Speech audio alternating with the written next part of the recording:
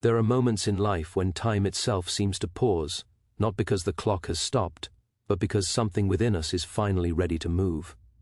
Most days pass quietly, unnoticed, like pages turned too quickly to be remembered. Yet every so often, a particular day carries a weight that cannot be explained by calendars or chance.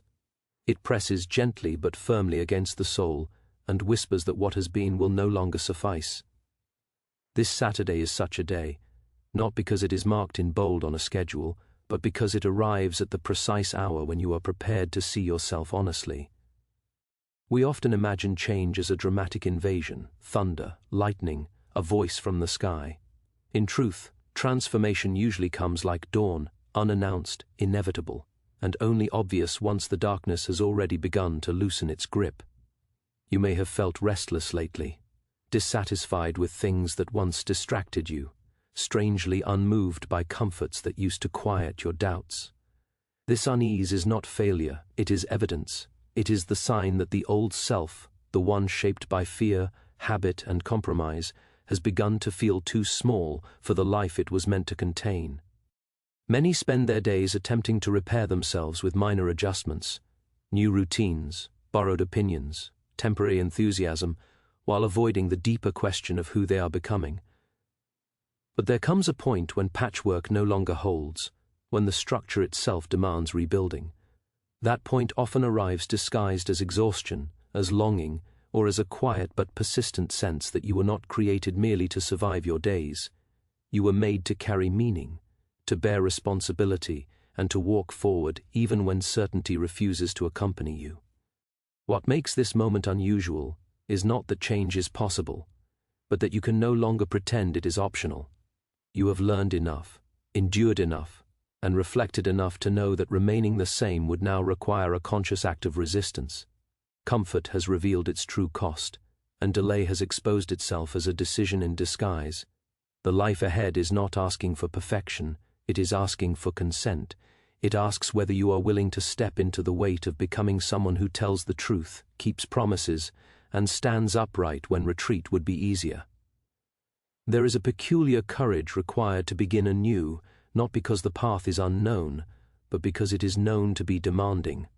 A new self cannot be built without the careful removal of old illusions. Pride must be confronted, excuses laid bare, and false narratives quietly dismissed. This work is rarely applauded and often misunderstood, yet it is the kind of labor that shapes character rather than reputation. It happens inwardly, where no audience gathers, and where the only witness is conscience itself. You may expect that a new beginning would feel exhilarating. More often, it feels sober. It carries the seriousness of responsibility, the awareness that growth will require discipline, humility, and patience. Yet within that seriousness lies a strange freedom, the freedom of alignment, of no longer being divided against yourself. When your actions begin to agree with your deepest convictions, life gains a clarity that no external success can provide. This Saturday does not promise ease, but it offers direction. It does not erase the past, but it redefines its purpose. What once seemed like delay begins to look like preparation. What felt like loss reveals itself as pruning. The self you are becoming is not invented out of thin air, it is uncovered, released from beneath layers of fear and distraction. And as this unveiling begins, something steady and deliberate awakens, a resolve to live awake, to choose rightly even when it costs, and to move forward not as who you were, but as who you are now ready to be. There is a quiet truth that most people sense long before they are willing to admit it. Life does not drift toward meaning by accident. Left unattended, it settles into habit, comfort, and repetition, slowly convincing the soul that survival is the same as living. Many wake each morning believing they are merely tired, when in fact they are starved of purpose. This inner fatigue is not cured by rest alone, because it is not the body that is weary, but the will. Somewhere along the way, you may have learned to lower your expectations, to silence the questions that once kept you awake at night, and to accept a version of yourself that asks very little of the world and even less of God. Yet there comes a moment when this quiet compromise begins to protest. It does not shout at first, it nudges, It unsettles. It introduces a discomfort that no distraction can fully erase. You may find yourself reflecting more deeply, noticing patterns you once ignored, or feeling strangely dissatisfied even when things appear to be going well. This is not ingratitude, it is awakening. It is the soul remembering that it was not designed merely to cope, but to contend with truth, to grow, and to answer a calling that cannot be fulfilled through half measures. The difficulty is that awakening often feels like loss. Old identities begin to crack. Roles you once relied on no longer fit as neatly as they did before.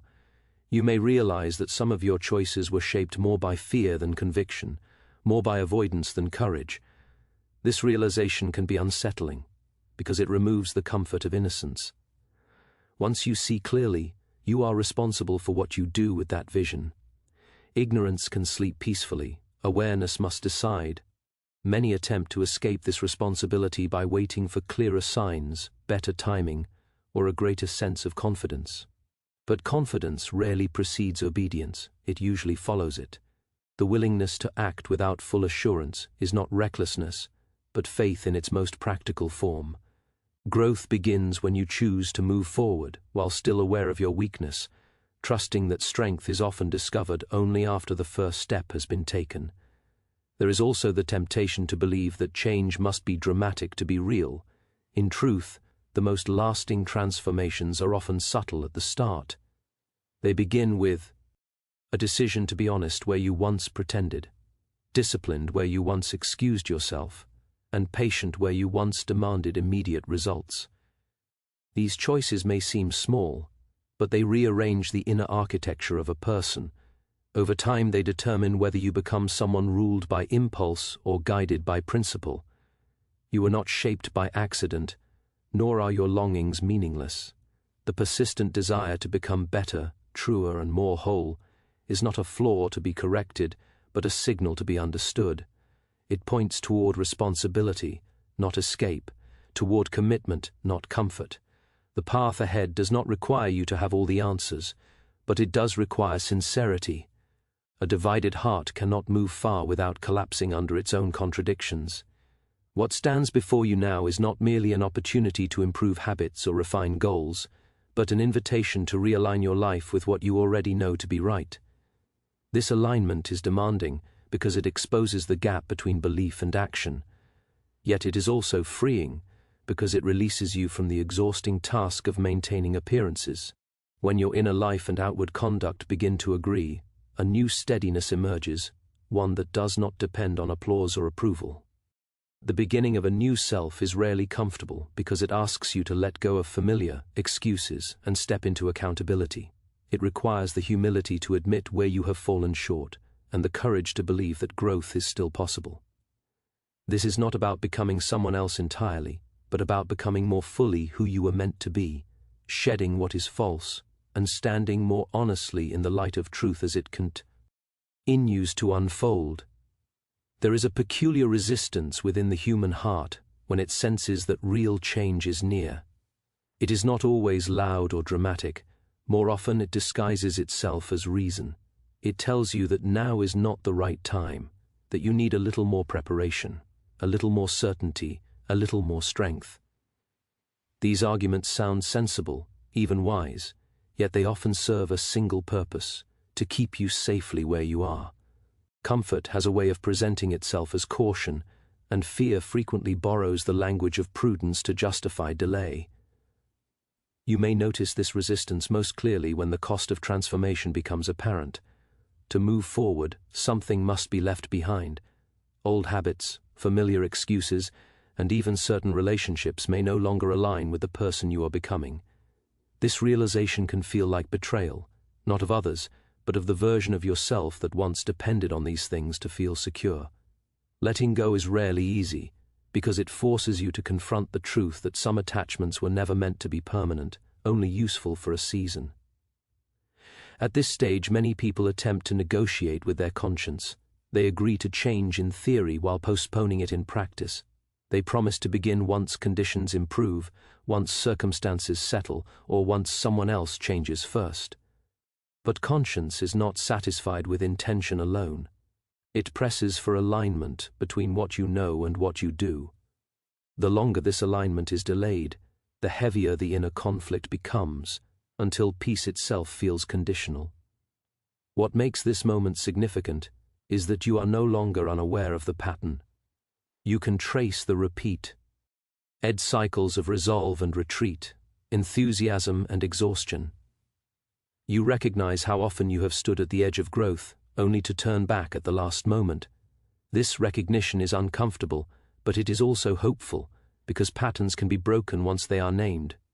The very awareness that exposes your hesitation also grants you the power to choose differently. There is a mistaken belief that strength must come before obedience. In reality, obedience often creates strength.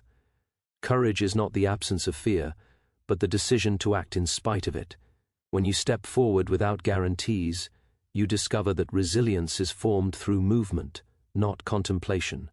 The soul, like a muscle, develops capacity by being used, not by being admired from a distance. It is also worth remembering that change is rarely an isolated event. It unfolds through a series of faithful decisions, each one reinforcing the last. No single choice transforms a life, but each choice either supports or undermines the direction you are heading. Consistency, not intensity, shapes character. The quiet commitment to do what is right, even when it feels unremarkable, slowly reorders your inner world. You may fear that choosing differently will cost you too much, that you will lose approval, stability, or a sense of belonging. Yet there is a deeper loss that often goes unacknowledged, the loss of integrity when you repeatedly act against your better judgment. This erosion happens gradually, but its effects are profound. Restoring integrity begins when you decide that truth is worth more than comfort, and that growth is worth the discomfort it requires. The invitation before you is not to become fearless, but to become faithful. Faithful to what you know, faithful to the responsibilities entrusted to you, and faithful to the future that depends on your present decisions. When you choose action over avoidance, honesty over excuse, and courage over convenience, something within you begins to settle. You may not feel triumphant, but you will feel aligned. This alignment does not make life effortless, but it makes it meaningful. It allows you to carry hardship without becoming bitter, and to experience progress without becoming proud. As you continue forward, step by step, you will find that the resistance which once felt overwhelming begins to weaken. In its place grows a quiet confidence, not in your own perfection, but in your willingness to keep moving, even when the path demands more than you once thought you could give. There is a moment in every serious life when the question is no longer what you desire, but what you are willing to carry. Desire is easy to claim, responsibility is heavier and far more revealing. Many people spend years dreaming of a different future, without ever asking whether they have become the kind of person who could sustain it. When the weight of responsibility finally appears, it often feels unfair, as though life is asking too much. Yet this weight is not punishment, it is proof that you are being trusted with something meaningful. You may have noticed that the things you once avoided now seem to follow you. Difficult conversations, unresolved duties, and neglected truths return with increasing urgency. They do not reappear to torment you, but to be answered. Avoidance only postpones the moment of reckoning, and the longer it is delayed, the more forcefully it demands attention. There is a dignity in meeting these demands directly, even when they expose your limitations. In doing so, you step out of the role of victim and into the role of steward. Stewardship begins with ownership. To own your life is to admit that while you did not choose all your circumstances, you are choosing how you respond to them. This admission is both sobering and empowering. It removes the comfort of blame, but it restores the possibility of agency. Once you accept responsibility for your actions, your habits, and your direction, you reclaim the authority to change them. Without this acceptance, every attempt at growth remains fragile, easily undone by disappointment or inconvenience. There is often fear attached to responsibility because it threatens the illusion of control. To accept responsibility is to acknowledge that outcomes matter, that your choices have consequences not only for you, but for others. This awareness can be intimidating, particularly if you have learned to protect yourself by minimizing expectations. Yet a life built on lowered expectations eventually collapses under its own emptiness. Meaning requires risk, and responsibility is the form that risk takes when love and purpose are involved. You may wonder whether you are capable of carrying what is being asked of you. This doubt is natural and in some ways necessary.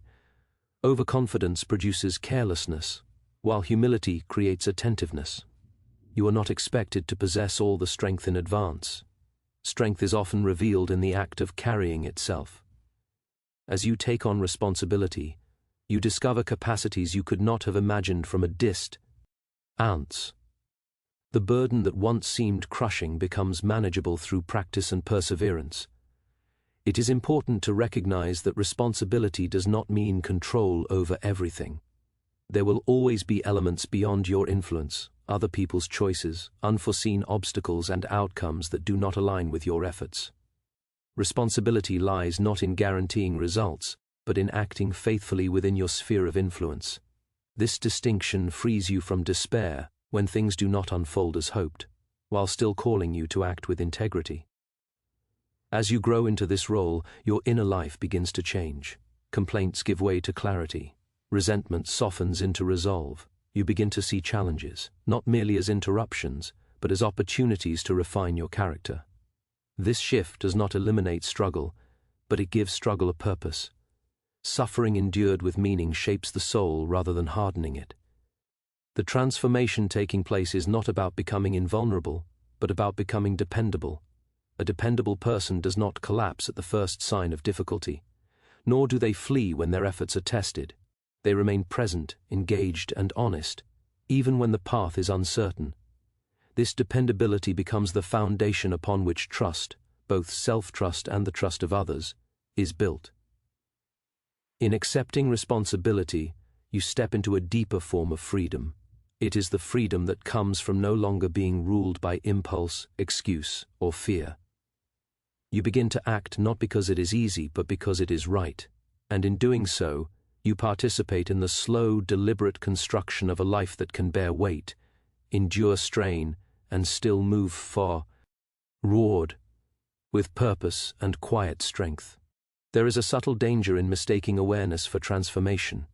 You can recognize your flaws, understand your patterns, and even speak eloquently about growth, yet remain unchanged if understanding never matures into action. Knowledge alone does not rebuild a life, it only illuminates what must be rebuilt. Many people linger at this stage, comforted by insight, believing that clarity is the same as progress. In reality, clarity is merely the invitation. The work begins when you accept the inconvenience of living differently. To live differently requires discipline, and discipline is rarely admired in a culture that celebrates impulse. Discipline is not punishment, it is the deliberate training of desire. It teaches the will to choose what is good over what is easy, what is lasting over what is immediate. Without discipline, even the best intentions dissolve under pressure. With it, small, consistent actions accumulate into a strength that does not depend on mood or circumstance. You may resist discipline because it feels restrictive, as though it narrows your freedom, yet ungoverned desire narrows life far more severely. When every impulse is indulged, you become predictable, reactive, and easily controlled by appetite or emotion. Discipline, by contrast, expands freedom by placing your choices under guidance rather than whim. It allows you to act deliberately instead of compulsively, to remain steady when feelings fluctuate. The formation of discipline often begins in unnoticed places.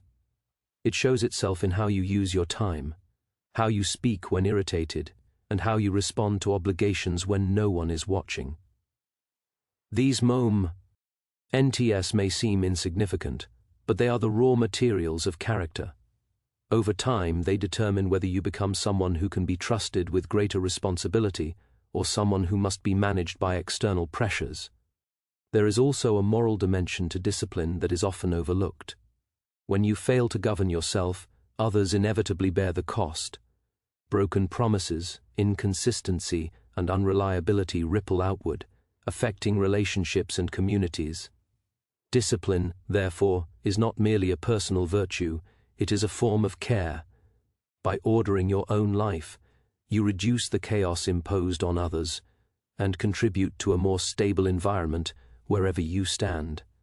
As discipline takes root, resistance will arise. Old habits do not surrender quietly. They argue for exception, delay, or indulgence, especially when you are tired or discouraged. This resistance is not evidence that discipline is wrong, but that it is working. Every moment of resistance overcome strengthens the will, making the next decision slightly easier. Progress may feel slow, but it is cumulative. You may be tempted to wait for motivation before acting. This is a common error. Motivation is unreliable, it comes and goes with emotion and circumstance. Discipline does not wait to feel inspired. It acts because it has decided. Paradoxically, action often produces the motivation that feeling could not sustain. Once movement begins, momentum follows. The transformation unfolding within you will not announce itself with fanfare. Others may not notice at first, and you may even doubt that anything significant is happening. Yet beneath the surface, a reordering is taking place. Your reactions become less volatile. Your commitments grow steadier. You begin to experience a quiet confidence rooted not in self-admiration but in self-command. This inner stability becomes especially valuable when life applies pressure. In moments of stress or temptation, discipline serves as an anchor. It prevents you from being swept away by panic or pleasure, allowing you to respond with proportion and wisdom. This does not make you immune to failure, but it makes recovery swifter and more honest. Through discipline, you become less fragmented and more whole. Your values, words, and actions begin to align, reducing the inner conflict that once drained your energy. This alignment does not eliminate struggle, but it transforms it into purposeful effort. You are no longer fighting yourself, you are training yourself. In this way, discipline quietly shapes a new foundation. It prepares you not just to begin again, but to continue, day after day, building a life that reflects what you truly believe, even when belief must be proven through effort rather than emotion. There is a point in every genuine transformation when effort gives way to endurance. The excitement of beginning fades, the clarity of decision is tested by repetition, and the question quietly shifts from whether you can start to whether you can remain. Many people can change for a moment. Far fewer can persist when progress becomes ordinary, and the rewards are no longer immediate. Yet it is precisely in this ordinary persistence that the deepest change takes root. Endurance is not the same as stubbornness. It is not a blind refusal to adjust, but a steady commitment to continue in the right direction even when feelings fluctuate. U8. Feelings are poor guides for long journeys. They respond to weather, mood, and circumstance, while endurance responds to conviction.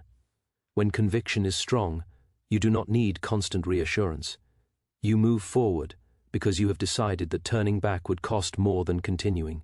As time passes, you may notice that growth does not always feel like ascent. There are plateaus where effort seems to yield little visible reward. During these seasons, doubt becomes persuasive. It asks whether your discipline matters, whether your choices make any real difference, whether the old ways were not simpler after all. These questions are not signs of failure, they are part of the refining process. Endurance is strengthened by answering them through action rather than argument. What sustains endurance is not intensity but rhythm. A life built on constant intensity eventually collapses under its own weight. Rhythm allows for consistency without exhaustion. It acknowledges human limits while still insisting on faithfulness. When your days develop a rhythm of right action, work, rest, reflection, and service, you no longer rely on force of will alone. Your life begins to support the direction you have chosen. There is also a quiet humility required to endure. Early in change, pride can disguise itself as confidence.